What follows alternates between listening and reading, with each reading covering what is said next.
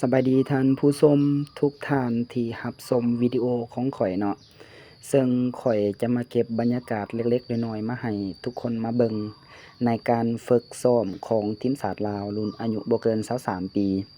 ซึ่งหน้าที่ของข้อยจะแม่น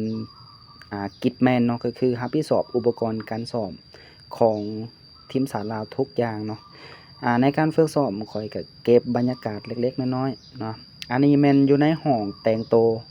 อยู่ที่สนามกีฬาหลัก16ซึ่งข้อยมาก่อนโมงทุกครั้งเนาะช่วงการแข่งขันนี้ก็คือมาเราก็ต้องได้จัดเครื่อง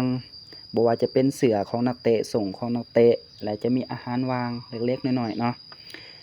การจัดเรียงของข้อยก็คือจะจัดแต่น้อยไปหาหลายตามลำดับเลยอันนี้ก็จะเป็นการเดินทางครั้งแรกของข้อยเนาะในการเดินทางหั้นซึ่งระหว่างการเดินทาง ข้อยก็ได้เก็บบรรยากาศเล็กๆน้อยๆเนาะเพื่อเป็นความทรงจำ